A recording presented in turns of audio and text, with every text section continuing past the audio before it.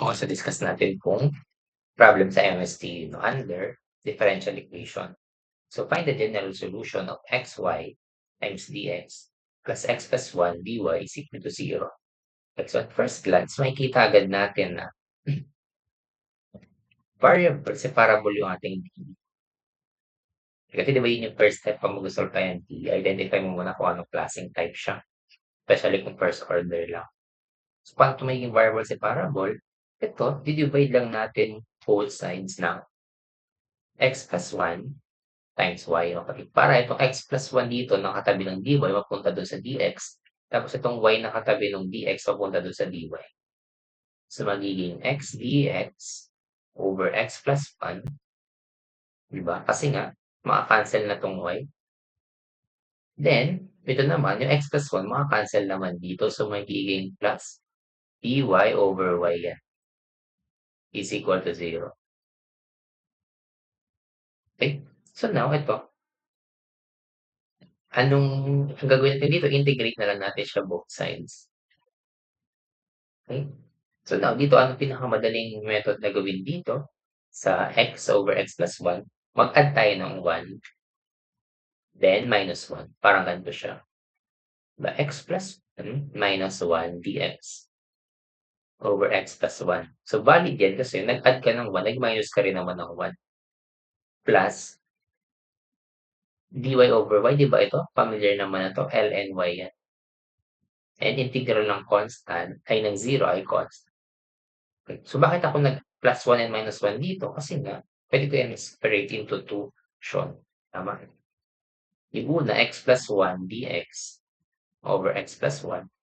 Then yung isa yung minus dx over x plus 1. Copyain ko lang tong plus ln y is equal to c. Kita ko, di ba? Ito, in-split ko to. Isang fraction yan. Okay? Then ito yung pangalawa. Yung minus 1 over x plus 1. Okay? Then ito lang. Cancel yung x plus 1 over x plus 1 natin. Matitira dyan, dx. Ano yung figure lang dx? Simple x na lang. Ito, same lang sa kanina. ln din yan, diba? Yan. Plus ln y is equal to c. Kaya lang, kung ganito yung sagot natin, wala yan sa choices. Kasi ang choices natin, walang ln, tsaka puro exponential. Okay, so, dapat itatransform natin yan dyan. Now, recall lang natin yung property ng ln, diba?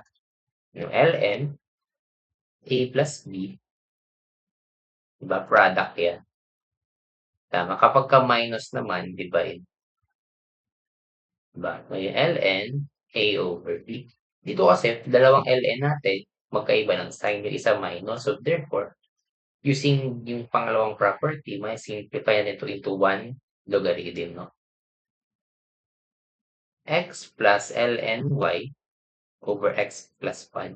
Bakit ganyan? Kasi nga, minus to. Following yung second rule na kapag negative or minus, magiging divide.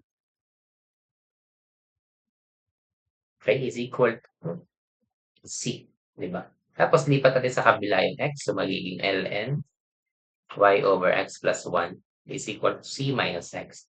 Tapos, para matanggal tong ln, i-raise natin sa e, both sides. So, e raised to ln y over x plus 1 is equal to e raised to c minus x. So, in that case, maka-cancel mo yung e at ln. So, matitira na lang yan ay y over x plus 1. Ito, using yung property natin, di ba? Exponent. That b is equal to e raised to c times e raised to negative x. Okay, di ba? Then, di ba? Kapansin natin itong e raised to constant, di ba? E raised to constant, equal lang din siya sa constant, di ba? Diba? Tama. E raised to any constant, equal lang siya sa constant. Okay? So, pwede natin itong gawing c na lang. Then, times natin ng x plus 1. So, therefore, sige, wait. Gawin ko muna siyang c na lang. E raised to negative x. Then, multiply natin both sides by x plus 1 para ma-isolate natin yung 1. So, y is equal to c e raised to negative x times x plus 1. Ito na yung ating answer. No? Tuloy natin sa choices, y is equal to c times e raised to negative x times x plus 1. Okay? Alin dito yun? Y is equal to C e raised to negative x. Walang negative x dito, no? Tama? So, puro positive x. So, ibig sabihin, hindi pa para tayo dito ng cos kasi dapat makalabas natin siya sa choices. No? Lahat na nasa choices, positive x. So, therefore, times natin to ng positive x para makancel tong e raised to negative x. Therefore, y e raised to x is equal to c times x plus 1. Ito yung nasa choices, no? Sige, tama ka. Y e raised to negative y, ito yun, no? Letter C, no? Ayan, kaya natin sa tama? No? Ayun, y times e raised to x, diba? Y times e raised to x is equal to c times x plus 1. Ayun, c times x plus 1. Okay. So, ganun lang siya pag-solve, no? Okay. So, dito medyo nahirap siya kasi may choices. No? So, dapat yung final answer mo, actually kung walang choices yan, kung general solution, ito pwede na to eh.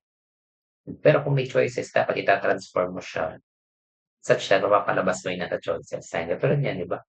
Ito, kung tutusin, pwedeng ito na yung sagot dyan, yung may negative, yung e raised to negative x. Pero since lahat na nasa choice ay e raised to x, positive yung exponent.